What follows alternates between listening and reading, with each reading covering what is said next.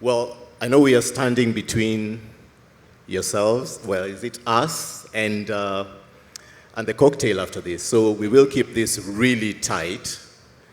We'll take only 45 minutes of your time. And I'm going to ask my panelists to keep their responses really sharp, right? So that we can get through as many questions as possible. Just a little bit about the American Chamber of Commerce. We are a business network, of American and Kenyan companies that are committed to the two-way trade and investment relationship between the US and Kenya. Currently representing over 300 companies that are invested in the US and Kenya bilateral trade relationship. And so just to set the table, before I invite my panelists to quickly introduce themselves, I just want to share a few figures for you to put this into perspective. 1.3 billion US dollars in value of goods trade between Kenya and the US. That's combined bilateral trade between Kenya and the US. And this is 2023 figures. 895 million US dollars. That's the equivalent of 115.5 billion Kenya shillings exported from Kenya into the US. This mainly comprises of apparel, so textiles and apparel, pharmaceutical, fruits and nuts, right? And the bigger chunk of that is apparel. Over 50% of the 115 or so billion Kenya shillings is actually textiles and apparel. And we have PVH with us today. You'll get to hear more about that. From the US, we imported about 443 million US dollars worth of imports. So that's the equivalent of about 57 billion. Now, some of these figures do vary depending on what your source is. However, it gives you a sense of the current level of trade between Kenya and the US. Now, something that has been instrumental in driving our figures has been the AGOA trade preference regime. And Kenya's exports to the US has been growing at the rate of 10% annually since 2001. Now, think of this figure. 29.35 trillion US dollars is the GDP of the American economy, projected at the end of this year. That represents the scale of opportunity that is the US market. If we could claw maybe even, 0.5% of that opportunity, I think it would really be great for us as a country. But how do we do this, right? How do we make this opportunity become a reality? How do the companies that are represented here, the businessmen and women, how do they tap into this opportunity? And that's why this conversation is critical. And so at this point, without much further ado, I want to give each of my panelists an opportunity to quickly introduce themselves and the organizations that they work, and then we'll get into the conversation. So I'll begin with my friend Marianne. Please go ahead and introduce yourself. Hi, good evening. I'm Marianne Smallwood. I am at USAID, our Kenya in East Africa mission, which is headquartered in Nairobi. And we support activities that support both Kenya and East Africa regional work. And in particular, I lead our team on private sector, trade, and investment support for the mission. Nice to be here. Thank you, Marianne. I'll come back to Frank. Hello, my name is Frank Omondi. I'm an exporter of macadamia, cashew nuts, and dried fruits out of Kilifi. I've been an investor here for 3 years now, and we are working with different farmers and different schools about 142 schools in Kilifi, we've given cashew nut seedlings. That represents nearly 150,000 trees we've planted here. We've been working with farmers here, and I'm happy to be here. Fantastic.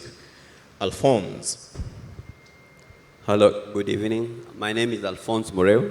I work with USAID ATI project, Africa Trade and Investment activity, as a private sector engagement advisor, and I'm involved in building relationship and capacity strengthening of the various actors or grantees that we have in the program. Thank you. Thank you, Alphonse. Harsh? Hi everyone, my name is Harsh Mehta. I'm the Director of International Business Development at Revital Healthcare. We're one of the only manufacturers in Africa actually exporting medical products based out of Kilifi to 44 countries across the globe.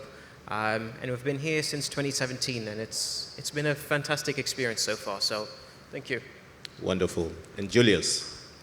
Hello everyone, I'm Julius Okero, part of PVH. PVH is a lifestyle and apparel company. Our two main brands that you will relate with will be Calvin Klein and Tommy Hilfiger. I work in PVH as a cost optimization manager for Africa and recently part of EMEA. Now, cost optimization is a subset of industrial engineering.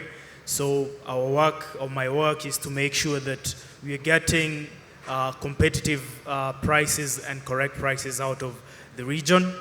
And we, as PVH, have a presence in a number of African countries, and Kenya is privileged to host our hub for Africa. Thank you.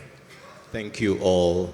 So I'll begin with Marian, right? You know, when we say USAID, for most of us, we think about the humanitarian work that USAID does. And so I'm sure there are people in the audience who are wondering, what is USAID doing in an investment conference such as this? I do know that there's been a shift in policy from aid to trade. Perhaps you can break that down for us. But I think more fundamentally is, why is trade important in USAID's mission? Yeah, thank you. So it's a great question, and we hear this a lot. Certainly USAID does have humanitarian aid programs, but my office in particular, which is the Office of Economic Growth, prioritizes job creation, prioritizes investment, and prioritizes trade. And how do we do that? We do that through active partnerships. In fact, USAID has active partnerships with the 3 companies that are on the stage: Grow Fairly, Revital, and one of the, I guess, subsidiary or partner companies of PVH, Mass Intimates. So that's supporting health manufacturing, that's supporting apparel, and that's supporting cashew, macadamia, and mango, or agriculture. And why do we do that? I mean, how are we able to support and work with companies directly? Because what we believe is that if these companies, and they are the drivers of economic growth, they're the ones who establish operations here in Kilifi and in Kenya, they're the ones who hire folks, they're the ones who help create exports, they're the ones who build relationships with American brands like Walmart, like Costco, like Tommy Hilfiger, and the Children's Place. All of this means job creation. These companies are, and they exist to increase their exports, increase their products, and that's driven by, and that's motivated by, and propelled by job creation. And what we want to see at USAID, we want to see Kenyans getting better incomes. We want to see Kenyans having stronger livelihoods, regardless of the sector.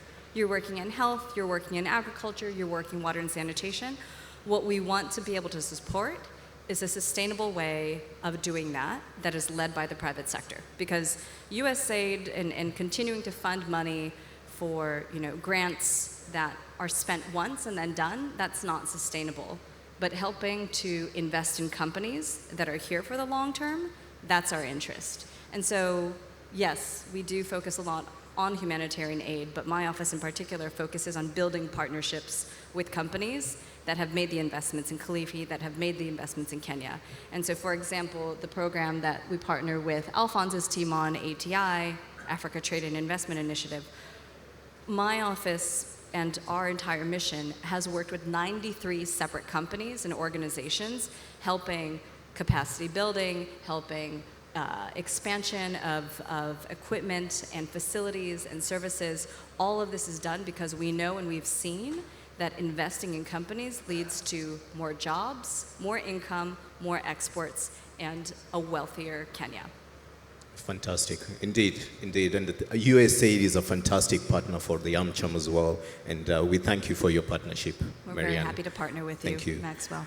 All right, so why don't I bring in Alphonse, staying on that track. ATI is designed to bolster trade and investment from within Africa on behalf of the US government. How do you go about doing that? Thanks so much for that question, and I'll tag along what Marianne has actually alluded to. And how we do this is first and foremost, the areas of interest, as has been said, is the private sector, the issues of trade and investment, and to some extent, the enabling environment. In doing this, because we want to also work within sustainable and scalable initiatives, we have made some choices in terms of working with some sectors. And mainly, we are working in agriculture, health, wash, and other productive sectors that we can actually be able to see those job creation, the issues of food security, and also the issues of inclusivity. How we do this is we work through the private sector, which have also been alluded to by Marianne. Very, very critical, because we also want to see these initiatives and interventions continue beyond the life of the project.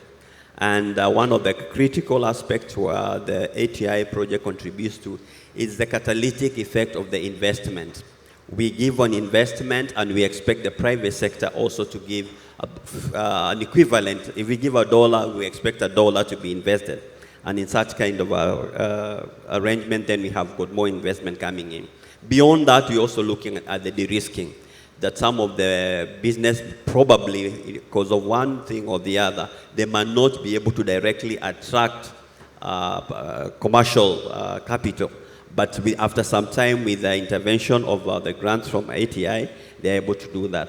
So in doing this, the offerings that ATI has, we have got grants, which are performance-based.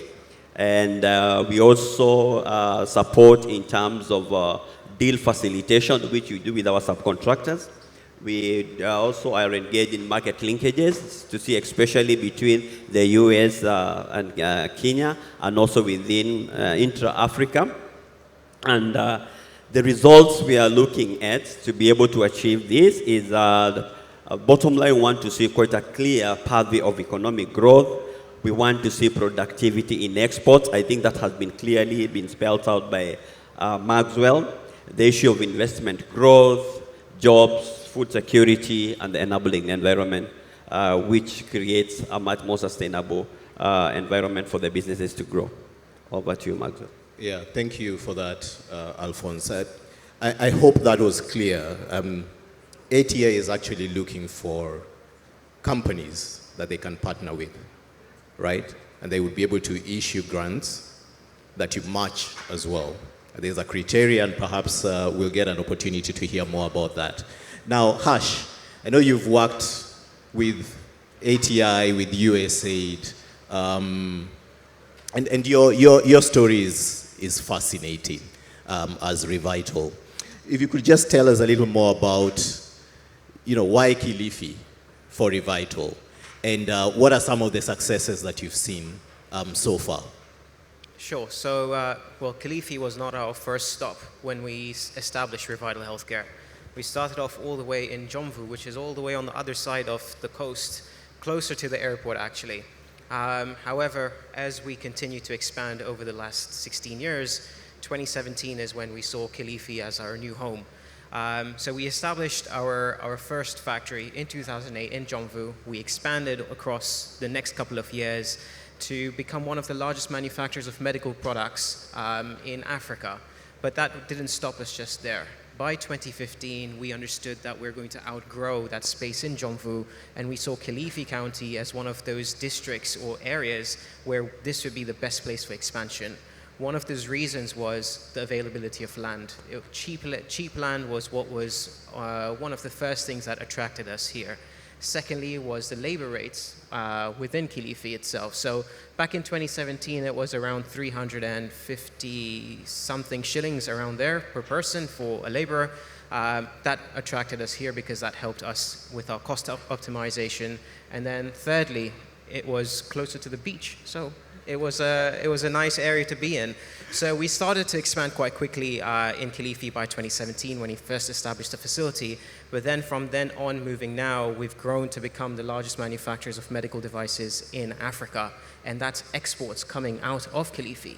Now, a lot of that has been supported by the likes of USAID, the partnership with USAID, other partners like the Bill and Melinda Gates Foundation, UNICEF. All of these large multinational organizations have been attracted to Kilifi County through Revital Healthcare, so that investment of private sector coming into this part of the world is basically creating a global impact, and that's what we've continued to see year on year, to the point where we now manufacture 2.1 billion medical devices annually. That's syringes, blood collection tubes, IV sets, things that you would have never thought that Kenya would have been exporting is what is now being exported from Kilifi County across the entire globe. That's excellent. Hand clap for Revital. Let me bring in Frank. Frank, what's your story? What's your journey been like? And I know you work with smallholder farmers, outgrowers, and so on. So tell us a little more about your impact as well. And you can weave in the support that you've received from entities such as USAID and so on into that answer. Thank you very much. As you can see, where I was born, there is a lake. When I came this way, I found the sea, so I've learned the salt. But anyway, I've been working with smallholder farmers for more than 15 years now. Originally, we were the first fair trade certified company producing macadamia in the world. And why we did that was we realized that smallholders were being taken advantage of by the middlemen. And actually, if you look through many value chains in Kenya, including avocado, which I have been doing, and macadamia, we are working for the broker. The farmer is earning, in avocado, for example, 15%. The broker is earning 38%. The exporter is earning 21%. And it's because 70% of that avocado or products is getting spoiled at the farm. The farm doesn't have the way to store it. And a Hass avocado, for example, has to be in a cold room, cold chain, because every 4 hours is one shelf life day. But when you come back to the nuts, for every 10-ton lorry of nuts we buy, realize that we can only export 1.5 tons. Compared to our neighbors in South Africa, they're able to export twice as much. And what we realize is because our farmers need to be trained. They might also get the wrong seedlings to be trained and given the right seedlings. They need to be supported, and they need money now, like Christmas is coming. They want to be paid. So what brokers do, they go ahead of time and pay these farmers money and turn back and sell as a product. But working with USAID and including the European Union, we really could train the farm.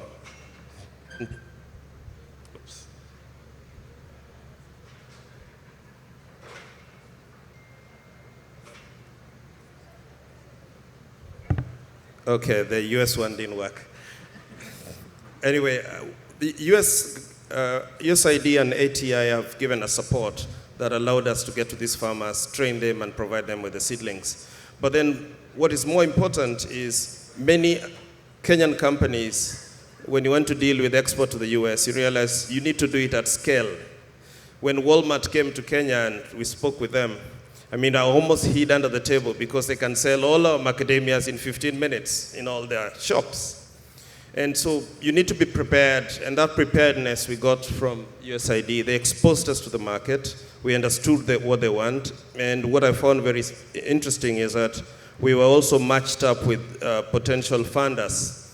Like now we are negotiating a facility that would enable us to buy a lot more volume than we already have. That means we'd have to consolidate the volumes we get from the region. And I think it's been an amazing journey of training partnerships, and as well as growth. Fantastic. Hand clap for Grow Fairly. So what are we trying to do on this panel? We're trying to demystify the trade and the investment relationship between Kenya and the US, and to make this practical and meaningful for you through hearing stories and experiences such as those of Grow Fairly and the rest of the companies on the panel. Talking about scale, let me bring in Julius. I know you are the biggest, PVH is the biggest buyer of textile apparel from Kenya, right? If you could just unpack that for us a little more and perhaps tell us how you partner with local companies to realize your objectives. So thank you, Max. When you started your speech, you mentioned about the numbers, which I'm very happy and proud of. We are doing in excess of 50 billion Kenyan shillings export out of Kenya in the textile and apparel space. And we are privileged as PVH to be part of that story, part of that journey. We've been around for 11 years, give or take. Before I even talk about how we can partner, I'd like to just highlight why we settled on Kenya and why we made Kenya our African home. There are many reasons, but I'll just mention a few. Number one is location. Primarily exporting to the US, again, under the auspices of AGOA, Kenya sits in a very good location. When you look at the East and Far East, going into the US, we are just at the sweet spot. And then we have a lot of trade routes that pass by here, very close to actually where we're here today. And that ties into the infrastructure bit. So we do have a lot of hubs, infrastructural hubs here in Kenya. We have the airport in Nairobi is a hub for Kenya Airways and a number of carriers that are air freighting out of Kenya. Number two, we do have the SGR and our ports. Our ports are fairly developed and our connectivity is quite seamless, if I can say that. Number two is the talent that we do have, both technical and non-technical. There's always a notion that in our space, in apparel and textile, we use a lot of unskilled labor. But contrary to that opinion, we do have a lot of professionals and very technical talent that is readily available within our home ground here. And that really attracted us, and we've been able to make a success out of that. And lastly, there's a lot of stability. Number one, there's political stability and policy stability. We've been talking about the tax policies and such kind of things. So they make it very, very suitable for our operations to run from here. Now, how can we partner, or how do we partner, or how do we plug in as a country into this opportunity? We're talking about close to $500 million, and we're hoping that number, or we are seeing that number growing of exports. Number one is verticality.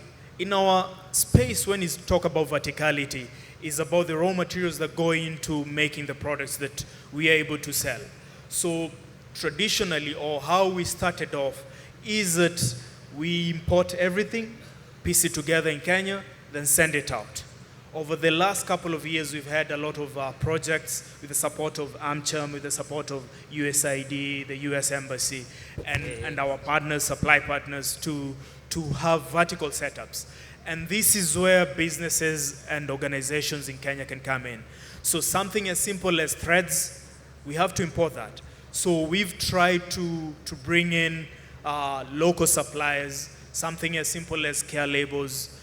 It might look tiny, but when we talk about the volumes that we are moving, not only PVH, other brands that are sourcing from the region or Kenya, it makes a lot of commercial sense. You're talking about elastics, you're talking about something as simple as hang tags, and the supply chain around that. So that is, for me and for our organization, that verticality piece is where we see opportunity for local partners to partner with us as we go forward.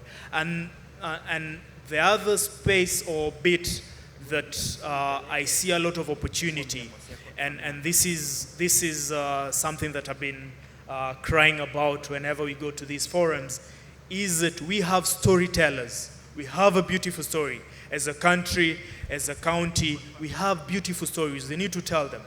We do good things. We keep quiet. We go to trade shows. Everybody knows we're exporting this much out of Kenya. But you look at the stand that you're able to put up there as counties, as authorities, there is room for improvement. So let us tell stories, and that is where we also need to partner with, again, the local teams that we have here in Kenya. We need to tell our stories. I cannot, if, for instance, I'm from a different region or country, I cannot tell your story better than you can do. So that is where we need that cooperation. Yeah, Thank you. I completely agree with that last point that you've raised, Julius. Ambassador Meg Whitman did a sterling job of story, right? Everybody remembers why Africa, why Kenya, and that went viral. In fact, she did such a great job that for most of us, we, for some period of time, thought she was actually the Kenyan ambassador to the US. But anyway, the point being that even as Kilifi County, we need to be able to toot our horn, right? We need to be able to tell our story and tell it in a way that it is compelling and impactful, so that we're able to attract the likes of PVH, the likes of Revital, Grow Fairly, and others to be able to do more in this county.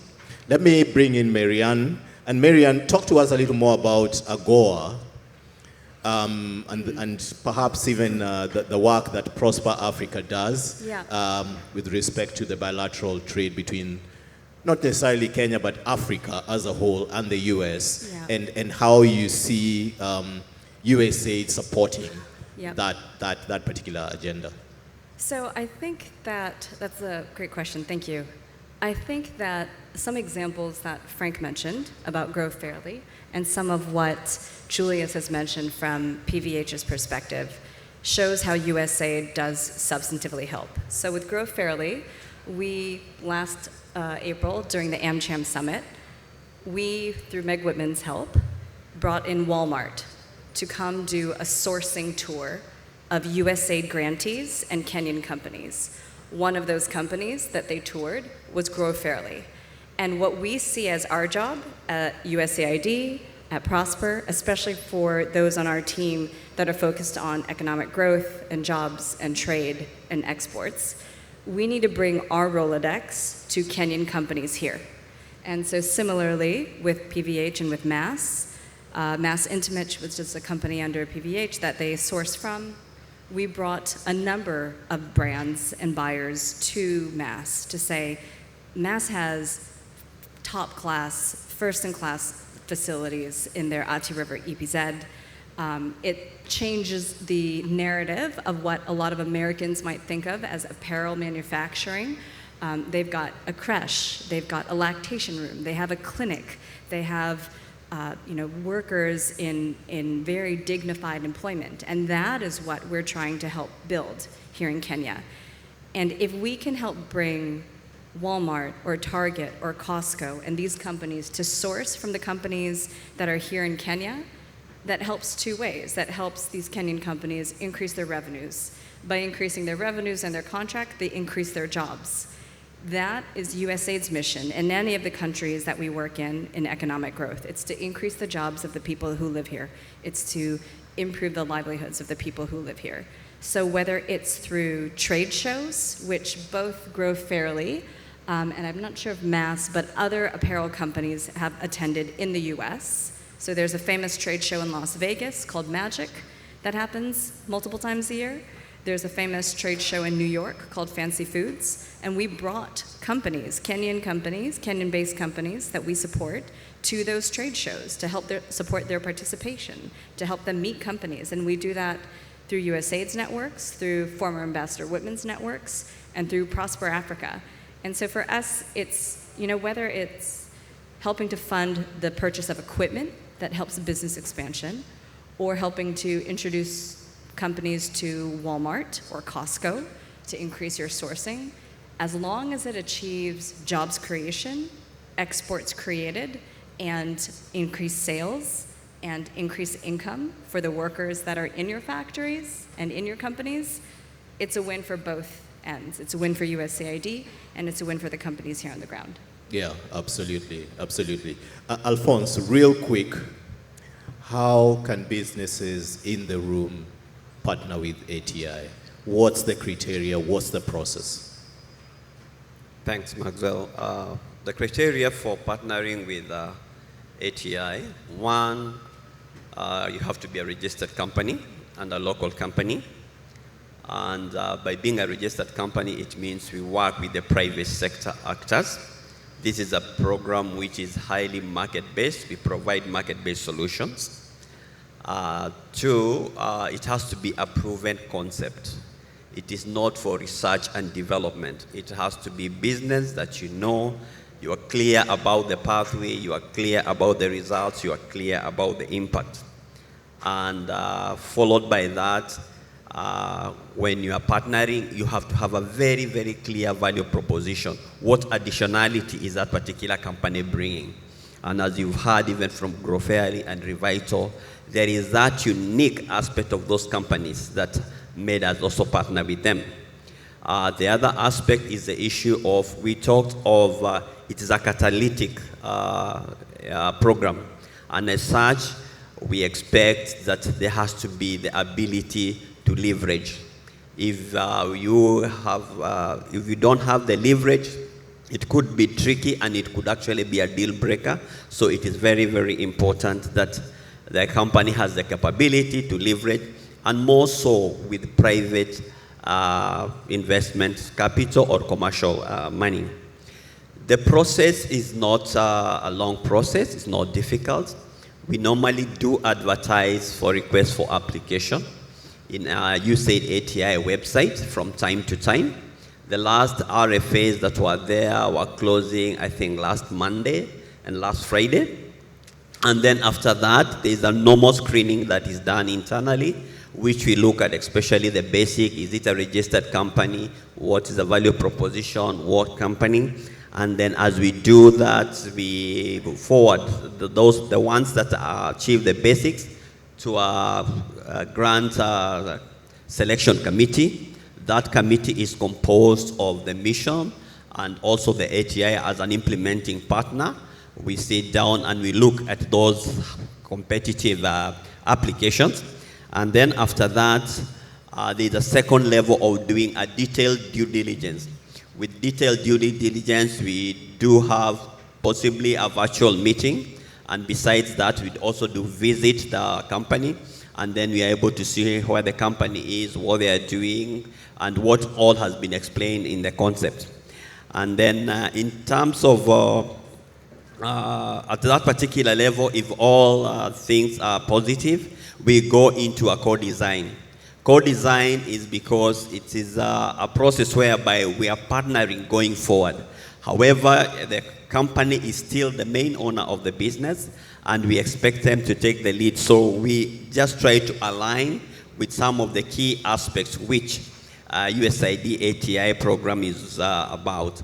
And if the co-design is complete and the issues of leverage is there and all the other things they have been found to be in place, then we go into a contract. And within that contract, it's normally between 2 years to 3 years. But now, since the project is not far away from closure, which may be in the next 1.5 years, it cannot go beyond the project life. So the contract comes up with a very, very clear implementation matrix, which has clear milestones. It is good to emphasize this is a performance-based grant That means you really have to perform for any payment to be done. So those milestones are very, very clear. And if you want to follow when the applications are asked for or the RFAs are there, please always do visit the USAID ATI website. Thank you. Alphonse, what sort of ticket sizes are we talking about here? Just a range would be great. Thank you very much. Sorry for that. For the ticket sizes, I would say generally the ticket sizes range from about 100 to about $1 million US dollars. However, we have got also some specific areas of focus we look at, especially on the issues of inclusivity. And on issues of inclusivity, we more look at to strengthen and to support especially business that are led by women and youth. It also, and the tickets are much lower. They could range between 8,000 probably to about 5,000. That's US dollars, right? Yes, yes. Okay, wonderful. Harsh, you told me the most fascinating story of how you got into partnership with USAID. But what I'm keen to hear is what has been the impact of the partnership, this commercial, if you may, relationship that you have or partnership that you have with USAID. What's the impact on your business? Sure. So I'll start off with a funny note, which is USAID is so active that they'll even just drive up to your office and just say, here we are. So that's what they actually did with Revital. They knew who we were, but they literally were just driving up the highway that's just been made, and they said, let us just knock on the door at Revital Healthcare. This sounds quite interesting. So that's how the entire partnership actually started. And then 12 months later, we have signed off on a contract, and it's been a year since that contract has been signed. So it's been almost 2 years since we actually started working with USAID and the ATI team. But the impact has been the most important part. What Alphonse just described is exactly what the process is to actually being awarded a grant, which is then leveraged by a private sector company as well. So that's not the most important part. The most important part is the doors that open after that grant comes up. The doors that opened up for Revital Healthcare were something that we had never seen during the entire 16 years of work at Revital Healthcare. Once we receive funding is when the impact actually first starts. The creation of jobs that we made. So we made 150 new jobs within the space of 9 months. We created a capacity for the manufacturing of rapid diagnostic test kits, something that is not manufactured across the entire East and Central Africa. That is a population of over 500 million people that do not have access to diagnostics, but USAID and ATI understood the vision that Revital Healthcare had, and they said that we need to improve diagnostic access for things like HIV diagnosis, malaria diagnosis, hepatitis B, hepatitis C, and various other products. So once that comes on board, we created a capacity of 240 million rapid test kits to be manufactured at Revital Healthcare. But upon that even further, you're now looking at working with organizations like Unitaid, FIND, USAID, Chemonics, and various other partners that USAID also funds. So all of these partners, once USAID funds you, the confidence that it instills in all these other donor funding organizations as well as private sector organizations is where the impact then really is then developed. But then additionally to that, when you're looking at external impact, you're looking at new jobs that are created that have never been utilized before across Kenya. People in biochemistry, mechanical engineering, technical expertise in laboratory studies. All of these people are required within facilities like Revital because of the importance of the products that we're manufacturing. So there is a lot of impact that comes about when you work with USAID and ATI. Yeah, no, that's great. The credibility that it gives your business, I think, is something that cannot be gainsaid. Frank, you're currently doing business in the US, correct? What has been your experience? What are some key insights that you can share with the audience? Well, I think what surprised me at first was the sheer magnitude of the volumes they need. One of the things I'm not looking forward to this evening is I have another phone call with a customer who buys 1,000 containers of cashews. So what am I going to tell him? And he wants it now. So the volume, so you must be able to think about the volume. And what I also... Scale, right? The scale. And what I liked also is the traceability, what they're looking for. And what I also noticed, they have a lot of training. Customers are willing to come backwards and align with you on product quality and what they need. But the scale is important, and if you can't achieve it, they're strict on their contracts. I know early this year, I didn't supply some 5 containers. It cost me $50,000. And I mean, you have to pay for it. So they're very strict on their contracts. And if you're going to do business with American business people, you forget about giving out the brown envelope. Yeah, absolutely. Thank you. No, I mean, that's, I mean, it's illegal. Exactly. And I think the other thing as well is, and related to that, is just compliance and standards. Those have to be met.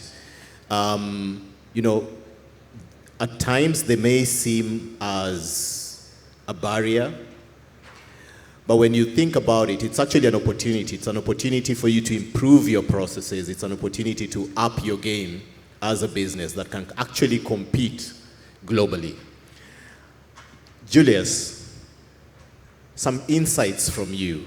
Any lessons that you can share as an American company that is sourcing from Kenya and exporting back into the US? I'll start with a small story.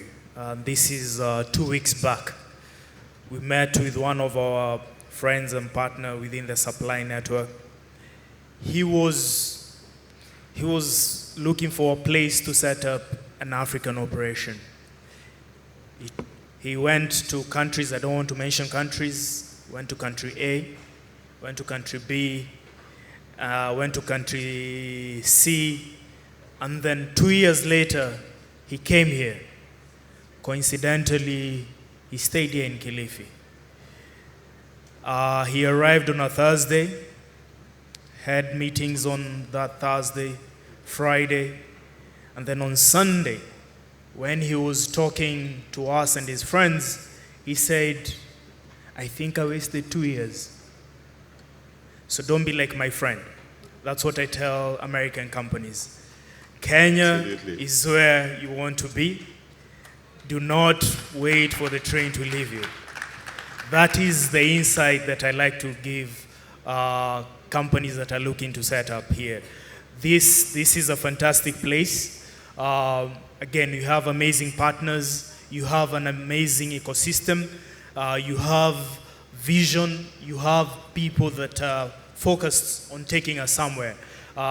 With the likes of the people that you see here on stage and the organizations and the input and the support again from the American again Chamber of Commerce, you have the USA team, you have the embassy. You can make sure that you shorten the time to make your proof of concept to export, to be viable, to be a sustainable business. So do not waste time. Please come on board. Thank you. Thank you for that, Julius. Well, we are running out of time. I will give each of my panelists an opportunity to just give a parting shot. What do you want this audience to leave with? Marianne. What I would want this audience to take away is that even if USAID can seem like a maze to navigate, it shouldn't be. So if you feel or you know someone that knows that they have a business, a very viable business concept that helps increase access to water, and we support diverse things. It's increased tourism. It's restoring hectares of a landscape. It's increasing exports and apparel. If it's a viable concept and it makes sense, please find a way to reach out to anyone at USAID, contact the organizers here, they have my email, but the only way that you'll know whether or not your business or your concept has legs and can get support is by first floating it to USAID staff. And the process that Alphonse went through for how selections are done for ATI, remember that ATI is one project there are projects like that in our education office, our environment office, other projects in our economic growth office, in our democracy and governance office. We have open awards and contracts and opportunities to partner all the time. But the maze and the difficult thing is to access us. So feel free to reach out to me. Find me after this or reach out to the organizers for my email, but that's the first step in figuring out whether or not the concept works and makes sense. Thank you. Alphonse?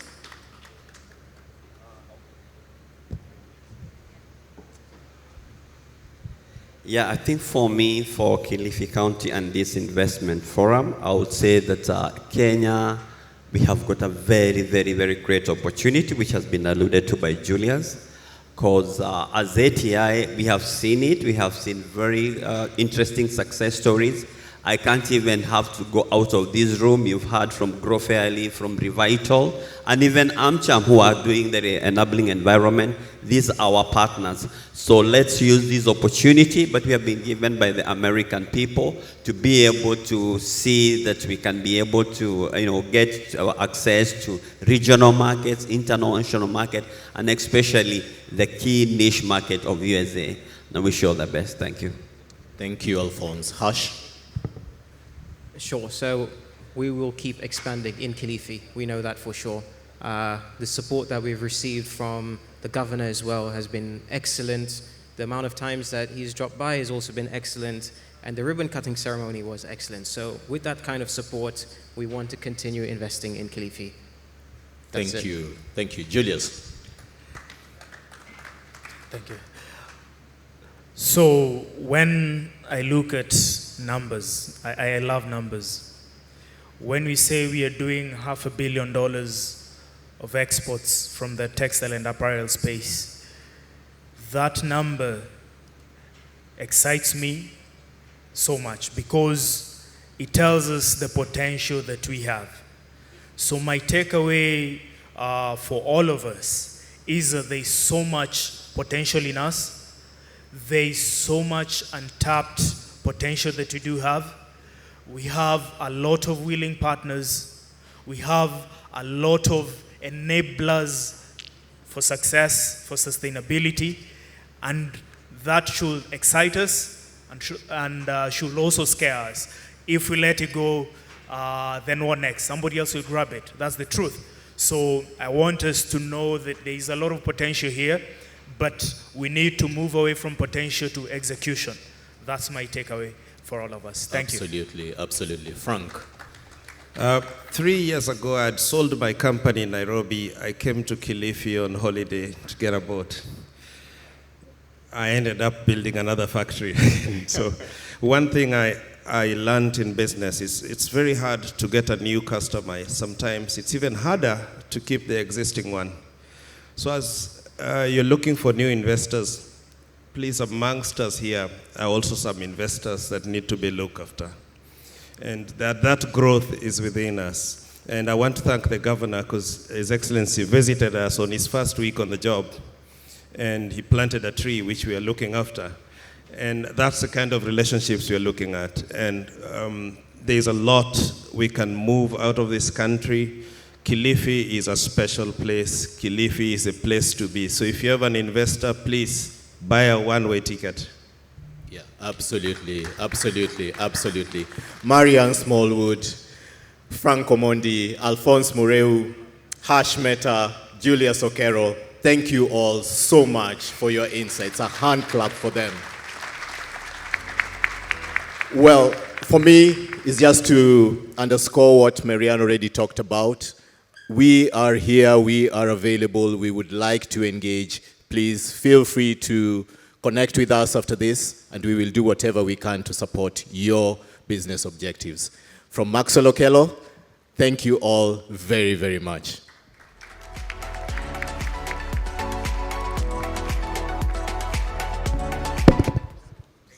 Much. Check mic. Yes, and now let's appreciate the moderator, Maxwell Okello, please, CEO AmCham, for a great and ably moderated panel. Distinguished guests, allow me to ask you to come for a group photo. We're going to invite on the right, I think towards the right, If you could just follow the cue of our Karen, our Director of Communications. Governor, please join them. DG, please, Madam, join us on stage together with your dignitaries. We thank the support of the U.S. government for this function with the various brand Prosper Africa, USAID. Thank you very much for the great support. This is our last panel for today, and I'm happy for your patience as well and the opportunities that we can get to hear from them.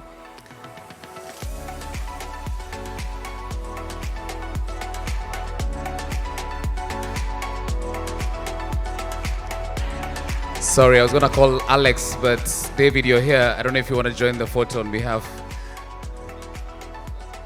Any corporate, I'm looking for corporates, any CEO, I'm just trying to get the private sector, any member of the diplomatic corps, please. Oh, sorry. Any member of the diplomatic corps,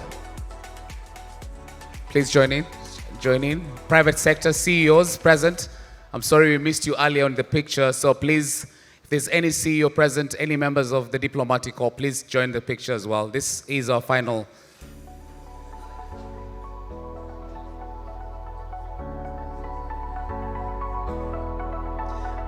Former Deputy Governor, please. Majala, please join the photo. I'm trying to make sure that we can have as many dignitaries as possible. We missed the earlier photo.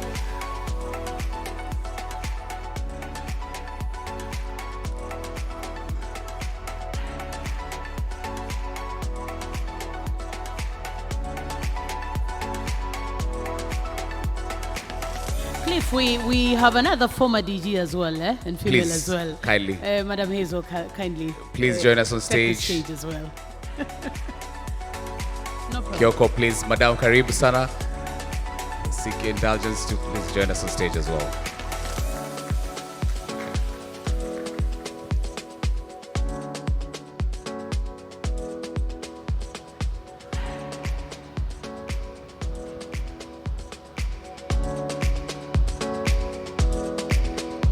Thank you. That marks the end of the Doing Business with the United States panel. As we close,